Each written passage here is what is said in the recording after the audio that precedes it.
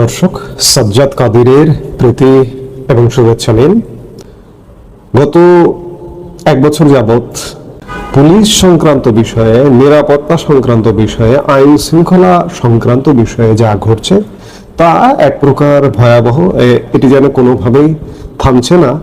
আর গত এক সপ্তাহ তো আরো ভয়াবহ রূপ নিয়েছে। সবার সামনে পিটিয়ে হত্যা, পাথরে শরীর থেতলে দেওয়া, নিজের বাড়ির সামনে গুলি করে পায়ের রগ কেটে হত্যা, অস্ত্র দেখিয়ে সর্বস্ব ছিনতাই, চাঁদা না পেয়ে গুলি, এ ধরনের বেশ কয়েকটি ঘটনা কয়েকদিন ধরে বেশ আলোচিত। কিন্তু পুলিশ অনেকটাই নির্বিকার। প্রতিটি ঘটনার সিসিটিভি ফুটেজ থাকলেও সব অপরাধীকে গ্রেপ্তার করেনি পুলিশ। অন্তর্বর্তী সরকারের 11 মাস শেষ হয়ে 12 মাসে পড়েছে, তারপরেও সার্বিক আইন শৃঙ্খলা পরিস্থিতি উন্নয়নে তেমন তৎপরতা দেখা যাচ্ছে না। এতে করে নিরাপত্তাহীনতায় ভুগছেন নাগরিকরা। আইন শৃঙ্খলা রক্ষাকারী বাহিনীগুলো শক্তিশালী ভূমিকা না রাখায় অপরাধের মাত্রা বাড়ছে বলে মত দিয়েছেন বিশেষজ্ঞরা। অন্যদিকে আপনারা জানেন যে গতকালকে আরো 2 মাসের জন্য 5ম ধাপে সেনাবাহিনীর ম্যাজিস্ট্রেসি পাওয়ার নিয়ে আবারও মাঠে নেমেছে। মাঠে থাকলেও তাদের দৃশ্যমান তৎপরতা সেভাবে আসলে দেখা যায় না। এমন পরিস্থিতিতে রাজনৈতিক দলগুলোর সহযোগিতা প্রত্যাশা করেছেন বাংলাদেশের পুলিশের মহাপরিদর্শক আইজিপি বাহারুল আলম। তিনি বলেছেন, রাজনৈতিক দলগুলোর সহযোগিতা ছাড়া সার্বিক নিরাপত্তা পরিস্থিতির উন্নয়ন সম্ভব নয়। একটি সংবাদ মাধ্যমে ঢাকা মহানগর পুলিশের একজন উপকমিশনার পদমর্যাদার একজন কর্মকর্তা বলেছেন যে এখনো থানাগুলোই এক ধরনের ভীতি কাজ করে। কথায় কথায় থানা ঘেরাও হচ্ছে, অনেক সময় দোষ না থাকলেও দাবির মুখে পুলিশ সদস্যদের বদলি করে দেওয়া হচ্ছে। আপনারা সাম্প্রতিক সময়ে দেখেছেন চট্টগ্রামের পটিয়া থানার ওসিকে কিভাবে ক্লোজ করা হয়েছে। ফলে কেউ নিজ থেকে কিছু করতে চান না, নিরাপদে দিন পার করার দিকেই সবার নজর। ঊর্ধ্বতন কর্মকর্তারাও কাউকে জোর করে কোনো কাজের দায়িত্ব দিয়ে সেই কাজটা হাসিল করতে পারছেন না। অনেক ক্ষেত্রে কোনো ঘটনার পর সংশ্লিষ্ট পুলিশ সদস্যের পক্ষে বাহিনীও কথা বলছে না। এই অবস্থার পরিবর্তন না হলে আইন শৃঙ্খলা পরিস্থিতি খুব সহজে বদলাবে না। পুলিশ সদর দপ্তরের পরিসংখ্যান বলছে 2024 সালের জানুয়ারি থেকে জুন পর্যন্ত দেশে যত মানুষ খুন হয়েছিল, চলতি বছরের প্রথম 6 মাসে তার থেকে 387 জন মানুষ বেশি খুন হয়েছে। এই সময়ে পুলিশ সদস্যদের লাঞ্ছিত করার ঘটনাও বেড়েছে। অর্থাৎ এই যে সংবাদ মাধ্যম থেকে যে বার্তাগুলো আমরা জানলাম, এটি প্রমাণিত যে পুলিশ আসলে নিজেই ভয়ে আছে। পুলিশের মধ্যে একটা ভীতির সংস্কৃতি চালু হয়েছে। বিশেষ করে গত বছরে 2024 সালের জুলাই আগস্টে সাধারণ মানুষ যেমন নিধন হয়েছে, একই সাথে পুলিশ নিধন কার্যক্রম ঘটেছে। হাজার হাজার পুলিশ হত্যাকাণ্ডের শিকার হয়েছে। সাধারণ মানুষের হত্যার বিচার এক প্রকার হচ্ছে, কোন রকম একটা সাজানো গোছানো বিচার হচ্ছে, যেটি হোক না কেন, কিন্তু পুলিশ হত্যার বিচার অনুপস্থিত। পুলিশের প্রথম মনোবল ভেঙে যাওয়ার কারণটা এটা যে আমার ভাই হত্যার শিকার হয়েছে, আমি ভাই হত্যার বিচার করতে পারবো না, কিংবা আমার ভাই অসংখ্য পুলিশ এখনো আহত জীবনযাপন করছেন, কাতরাচ্ছেন। পুলিশ সেই ভাইয়ের কাতরানো শুনেও তাদের উপরে যে অপরাধটি হয়েছে সেই অপরাধের বিচারের আওতায় আনতে পারছে না। আপনারা জানেন যে জুলাই আগস্ট, গত বছরের জুলাই থেকে অগাস্ট মাসে যে সহিংস ঘটনাগুলো ঘটেছে, তার বিশেষ করে ছাত্র সমন্বয়করা যে ঘটনাগুলো ঘটিয়েছে সেগুলোর ইন্ডেমনিটি জারি করেছে সরকার, যে সেগুলো সেই সময়ের কোনো বিচার করা যাবে না। সেই জায়গায় বিচার এক প্রকার বন্দী হয়ে আছে, বিচারের মানে নিভৃতে কাঁপছে। এই জায়গায় পুলিশের প্রধান মনোবল ভেঙে যাওয়া। আরেকটি জিনিস, জনতা থানা আক্রমণ করে। 5 আগস্ট সময়কালে বাংলাদেশের সব থানা আক্রমণ হয়েছে, পরবর্তীতে আক্রমণ হয়েছে। সবকিছু মিলে পুলিশের মধ্যে একটা মেসাকার, শুধু অবকাঠামো ভাঙেনি, পুলিশের মন ভেঙে গেছে। এবং পুলিশ ভয়ে, এই যে একজন উপকমিশনারের কথা বললাম, নাম প্রকাশে অনিচ্ছুক, যে পুলিশ আসলে ভয়ে আছে। নানা রকম ভয়। কারণ পুলিশ যে আগ বাড়িয়ে কাউকে অ্যারেস্ট করবে, সেই অ্যারেস্ট করার বিরুদ্ধে পুলিশের বিরুদ্ধে যে ব্যবস্থা নেওয়া হবে না, যে পুলিশ যে দায়িত্বশীল কর্মকর্তা অ্যারেস্ট করেছে তাকে যে তার বিরুদ্ধে যে ব্যবস্থা, শাস্তিমূলক ব্যবস্থা নেওয়া হবে না, এই নিশ্চয়তা কিন্তু নেই। এবং কথায় কথায় থানা ঘেরাও, গত 12 মাস যাবত এই ঘটনাটা ঘটে যাচ্ছে বিভিন্ন জায়গায়। একদল গোষ্ঠী রাজনৈতিক দলের, নিশ্চয়ই রাজনৈতিক দলের ছত্রছায়ায় তারা কোনো না কোনো রাজনৈতিক দল, এই মুহূর্তে যে রাজনৈতিক দলগুলো কাজ করছে তাদের, অর্থাৎ পুলিশ এখন একটা দুর্বল সংস্কৃতির মধ্যে পড়ে গেছে, ভয়ের সংস্কৃতির মধ্যে পড়ে গেছে, যার কারণে পুলিশ নিজেই ভীত। সেই ভীত পুলিশ আপনাকে কেন, কিভাবে নিরাপত্তা দিবে? একটা কথা আছে যে নিজে বাঁচলে বাপের নাম, অর্থাৎ পুলিশ এখন নিজে বাঁচবার চেষ্টা করছে। আমরা গত কয়েকদিনের মধ্যে, গত বুধবার থেকে যদি ধরি, যে বুধবারে ঢাকার মিটফোর্ড হাসপাতালের সামনে বিকেলে ভাঙারি ব্যবসায়ী লালচাঁদ ওরফে সোহাগকে কুপিয়ে এবং পাথর মেরে হত্যা করা হয়। গত বৃহস্পতিবার খুলনার দৌলতপুর যুবদল নেতা মাহমুদুর রহমান মোল্লাকে নিজ বাড়ির সামনে গুলি করে ও রক কেটে হত্যা করে দুর্বৃত্তরা। গত শুক্রবার চাঁদপুরে মসজিদের ভেতরে কোপানো হয় ইমামকে। একই দিনে ঢাকার শ্যামলীতে ছিনতাইকারীরা এক যুবকের পরনের কাপড় ও স্যান্ডেল পর্যন্ত নিয়ে যায়। আর পল্লবীতে এক আবাসন প্রতিষ্ঠানে চাঁদা না পেয়ে গুলি চালায় সন্ত্রাসীরা। গত 7 দিনে সংঘটিত এসব ঘটনার বেশিরভাগের সিসিটিভি ফুটেজ প্রকাশ এসেছে। এরপরও সব আসামিকে গ্রেপ্তার করতে পারেনি পুলিশ। এসব ঘটনায় আসামিদের গ্রেপ্তার নিয়ে ক্ষোভ প্রকাশ করেছেন রাজনৈতিক দলের নেতারা। এটি স্পষ্ট যে দেশের আইন শৃঙ্খলা, যে ভঙ্গুর আইন শৃঙ্খলা, সেই ভঙ্গুর আইন শৃঙ্খলা পুনরুদ্ধার আদৌ যে কবে হবে আমি আপনি কেউ বলতে পারে না। সামনে নির্বাচন করবার পরিকল্পনা করছে সরকার। নির্বাচন যদি হয়, সেই নির্বাচনটিও কি এরকম সহিংসতাপূর্ণ পরিবেশে হবে? বাংলাদেশ আসলে কোথায় যাচ্ছে? বাংলাদেশের শৃঙ্খলা আসলে কবে ফিরবে আমরা কেউ জানি না। একটা সাজানো গোছানো দেশ ছিল। আজকে যে ঘটনাগুলো ঘটছে, আমরা ফ্যাসিস্ট বলি, ফ্যাসিবাদ বলি, আওয়ামী লীগের আমলে দল কেন না, নির্দল ভাবে বলুন যে আজ থেকে 1 বছর আগে কেমন ছিলেন? আজকে কি এই অবস্থা ছিল? শৃঙ্খলাহীন একটা সমাজ ছিল? এরকম প্রকৃতির রাজ্য ছিল না তো। আজকে যে কোনো ভাবে হোক, দেশি বিদেশি ষড়যন্ত্রে হোক না কেন, আমাদেরকে একটা গভীর খাদের মধ্যে ঢুকে দেওয়া হয়েছে। এই খাদ থেকে, একটা দেশের যদি আইন শৃঙ্খলা ভালো না থাকে, এই খাদ থেকে কোনোভাবে উদ্ধার হওয়া সম্ভব নয়। জীবনযাত্রা, খেয়ে পরে বেঁচে থাকার কোনো নিশ্চয়তা নেই। সেই জায়গা থেকে জানি না যে বাংলাদেশ আসলে কবে উদ্ধার হবে।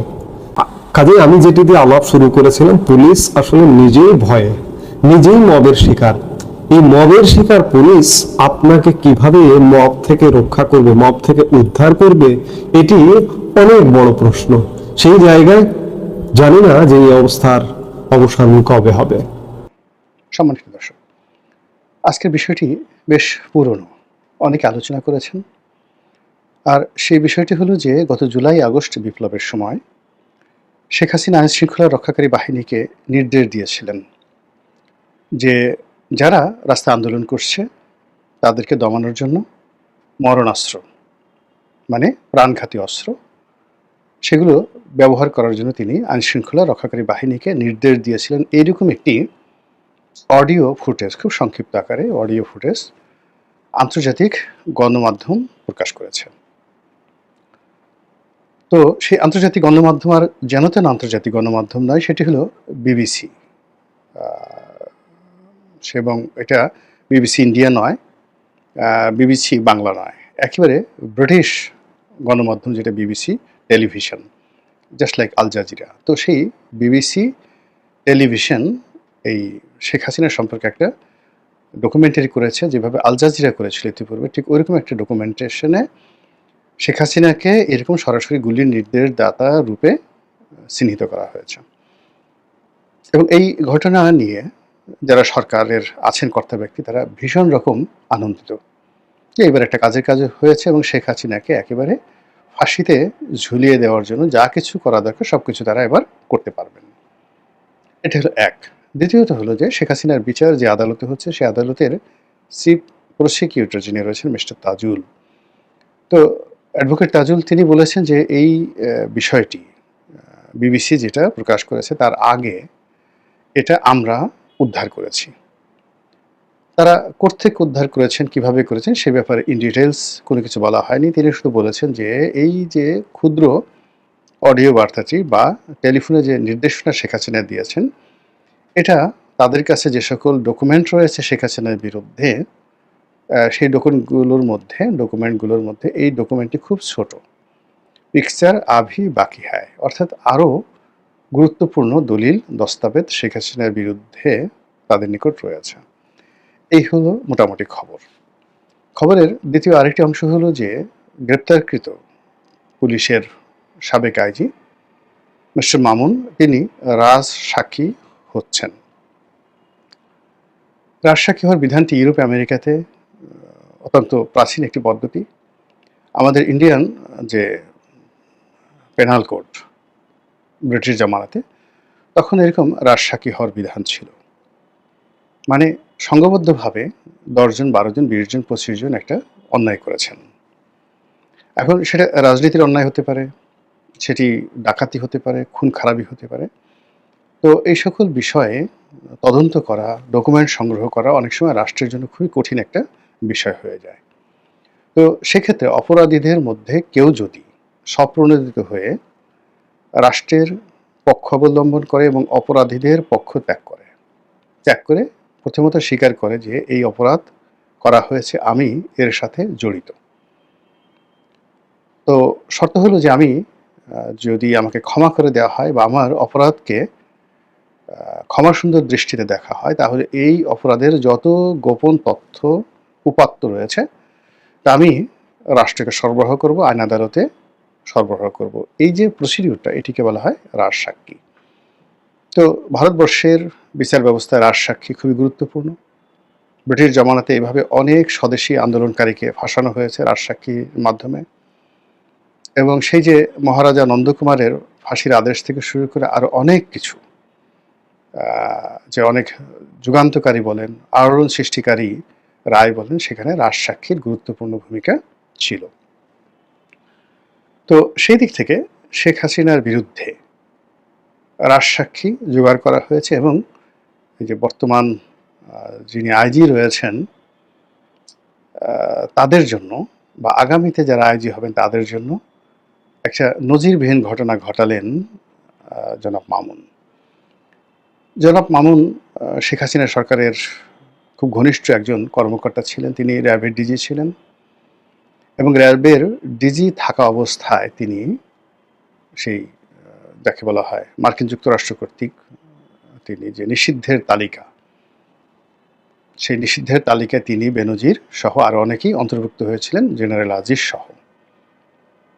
তো শেখ হাসিনা যদি তখন স্মার্টলি এই মামুন সাহেবদের বিরুদ্ধে, বেনজির সাহেবদের বিরুদ্ধে বা আজিজ সাহেবদের বিরুদ্ধে ব্যবস্থা নিতেন, সেক্ষেত্রে ভিন্ন ইতিহাস হতে পারত তার জন্য, তার সরকারের জন্য, দেশের জন্য এবং সিভিল অ্যাডমিনিস্ট্রেশনের জন্য। এর কারণ হলো পুলিশ বাহিনী সরকারের হুকুম মতো, কথা মতো অনেক অপরাধ করেছে, এটা সত্য, কিন্তু তারা একটা অপরাধ করেছে সরকারের কথা মতো আর ৯৯টা অপরাধ করেছে নিজেদের স্বার্থে। ধরুন এই যে মামুন সাহেব, তিনি দেখতে শুনতে বেশ ভদ্রলোক এবং ব্যক্তিগত তার যে আচার আচরণ নিয়েও তেমন কোনো যাকে বলা হয় নেতিবাচক কথা প্রচলিত নয়, কিন্তু বাস্তবতা হলো যে তিনি আওয়ামী লীগের সুবিধাভোগী ছিলেন, মারাত্মক সুবিধাভোগী ছিলেন এবং যেটিকে বলা হয় মিসকে শয়তান বা মিনমিনে শয়তান। এখন এই যে মিনমিনে শয়তান, এটা কিন্তু অন্য যে আইজি শহীদুল হক তার মধ্যে ছিল না। তিনি শেখ হাসিনার জন্য অন্তঃপ্রাণ ছিলেন, আওয়ামী লীগের জন্য তিনি ডেডিকেশন তার ছিল এবং তিনি আওয়ামী লীগের স্বার্থ, শেখ হাসিনার স্বার্থ রক্ষা করার জন্য জীবন দিতে প্রস্তুত ছিলেন এবং এখন ও দেবেন তিনি সম্ভবত, এবং তাকে রাজসাক্ষী বানানো যাবে না। তার বিরুদ্ধে অনেক অভিযোগ আছে, অনেক অভিযোগ রয়েছে, ব্যক্তিগত দুর্নীতি থেকে শুরু করে আরও অনেক অভিযোগ রয়েছে, সেটা ভিন্ন বিষয়। কিন্তু এ সকলে যে মামুন মামুন সাহেবদের মতো যারা লোক, এদেরকে শেখ হাসিনা কেন লালন পালন করেছেন, এটি এখন যারা রাষ্ট্র পরিচালনা করেন তাদের জন্য একটা বিরাট শিক্ষা। এই মামুন তার নিজের ভাইকে তিনি আওয়ামী লীগের মনোনয়ন জোগাড় করে দিয়েছেন। যেভাবে সিসি নুরুল হুদা তার ভাগ্নের জন্য মনোনয়ন জোগাড় করে নিয়েছেন, ফলে তার গলায় জুতার মালা উঠেছে। তদ্রূপ এই মামুন আজ সাক্ষী হচ্ছেন, কিন্তু শেখ হাসিনার কুকর্মকে বা আওয়ামী লীগের কুকর্মকে তিনি যে করেছেন তার প্রমাণ হলো 2024 সনের সেই যে আমিরামি নির্বাচনে তার নিজের ছোট ভাই, আপন ছোট ভাই, তিনিও সেই আওয়ামী লীগের মনোনয়ন পেয়েছিলেন, এবং যেন তেন নয়, সুরঞ্জিত সেন গুপ্তের সেই সিট, যেটি সুরঞ্জিত বাবু 1970 সন থেকে স্বতন্ত্র পাশ করে এসেছেন বঙ্গবন্ধুর সেই বিশাল ব্যক্তিত্বের বিরুদ্ধে দাঁড়িয়ে। তারপর তার মৃত্যুর পর তার স্ত্রী জয়া সেনগুপ্ত, তিনি সেখানে আওয়ামী লীগের মনোনয়ন পেয়েছেন। সেই জয়া সেনগুপ্তকে বাদ দিয়ে শেখ হাসিনা এই মামুনের ভাইকে সেখানে মনোনয়ন দিয়েছেন, এবং জয়া সেনগুপ্ত সেখানে স্বতন্ত্র পাশ করে এসেছেন। তো বোঝার চেষ্টা করুন যে এই মামুনদের যে ক্যারেক্টারিস্টিক তারা কোন পর্যায়ে। যাই হোক, মামুন ধরা পড়েছেন। অন্যদিকে বেনজির তিনি পলাতক রয়েছেন। এখন বেনজির প্রতি শেখ হাসিনার দুর্বলতা কেন, এটা আমি এখন পর্যন্ত বুঝতে পারিনি। বেনজির সাহেব কখনো ছাত্রলীগ করেননি, আওয়ামী লীগের কারোর সঙ্গে তার কোনো যোগাযোগ ছিল না, এবং তিনি ক্ষমতায় বসে আওয়ামী লীগের 2 পয়সার উপকার করেছেন, শেখ হাসিনার স্বার্থ রক্ষা করেছেন, দলের জন্য কিছু করেছেন।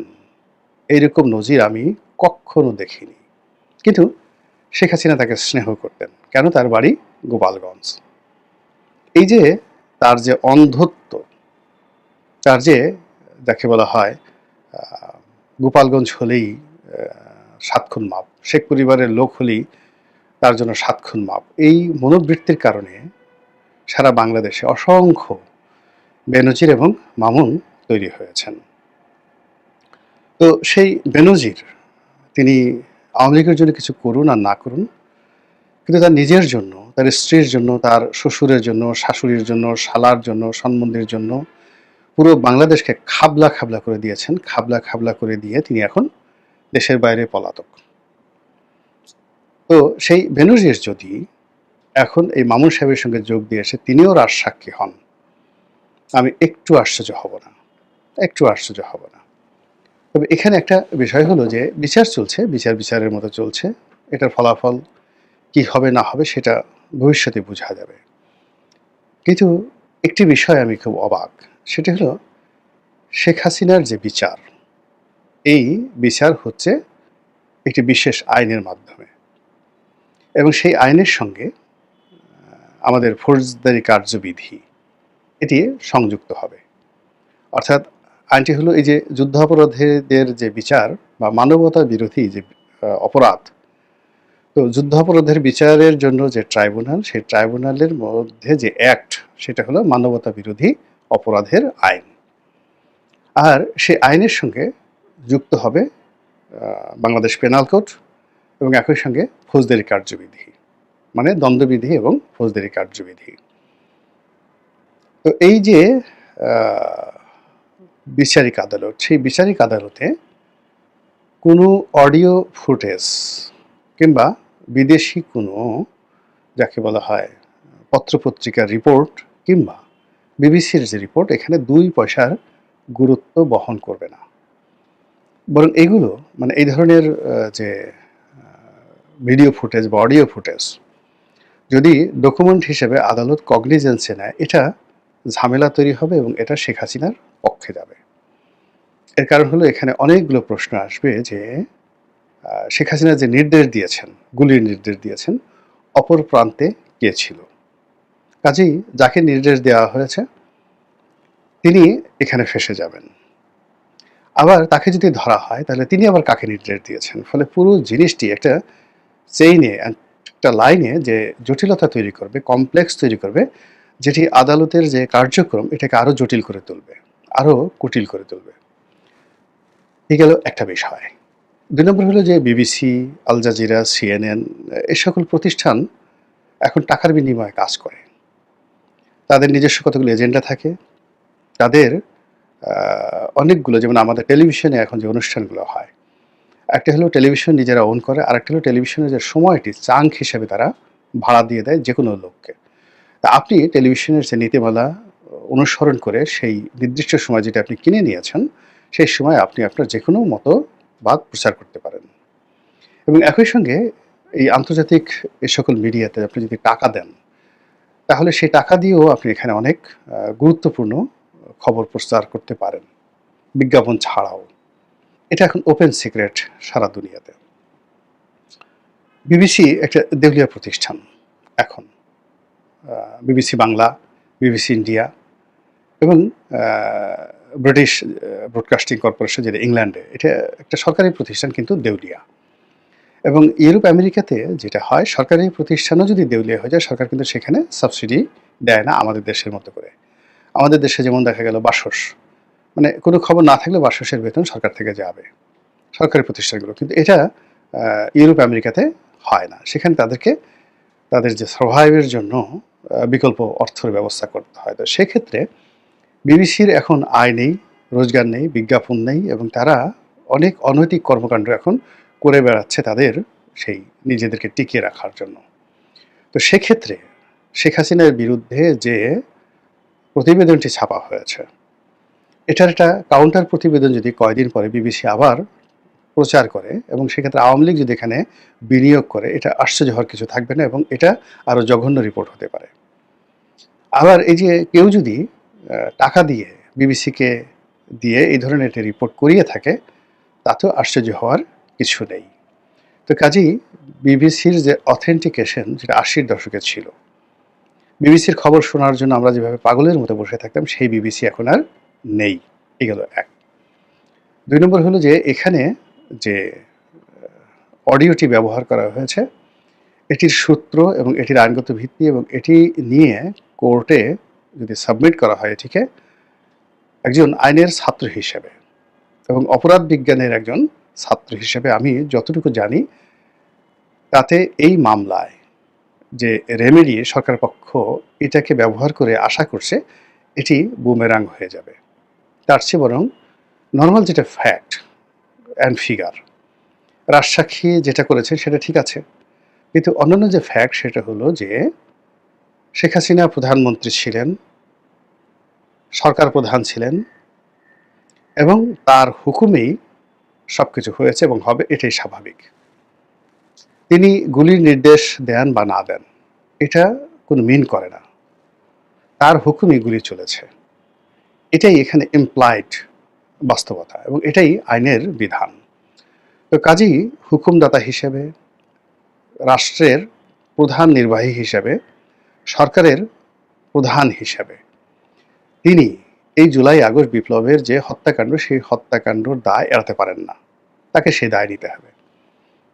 এবং সেক্ষেত্রে তিনি এই কাজটি কেন করেছেন, কিভাবে করেছেন, কোন কারণে করেছেন, সেটা যুক্তি তিনি পেশ করবেন, সেটা ভিন্ন একটা বিষয়। তিনি তার পক্ষে যুক্তি উপস্থাপন করবেন, কিন্তু ঘটনা তিনি ঘটিয়েছেন এবং ঘটনার জন্য তিনি তার দায় এড়াতে পারেন না। কিন্তু কেন তিনি এই কাজটি করেছেন, সেটার জন্য তার অনেক যুক্তি থাকতে পারে। একইভাবে ওই সময়টাতে যারা স্বরাষ্ট্র মন্ত্রণালয়ের দায়িত্ব ছিলেন, স্বরাষ্ট্র সচিব ছিলেন, পুলিশের আইজি ছিলেন, স্বরাষ্ট্রমন্ত্রী ছিলেন, তারা কেউ দায়িত্ব এড়াতে পারবেন না। এমনকি ওই সময়টিতে, যেহেতু এটি মানবতা বিরোধী অপরাধ, এখানে সেনাবাহিনীর যে বিশেষ ভূমিকা রয়েছে, অর্থাৎ সেনাবাহিনী মাঠে ছিল, সেনাপ্রধান ছিল, সেনা কমান্ডার ছিলেন, যারা তারাও কিন্তু দায় এড়াতে পারবেন না। এর কারণ হলো গুলি কেবল পুলিশ চালায়নি, গুলি র্যাব চালিয়েছে, গুলি সেনাবাহিনী চালিয়েছে।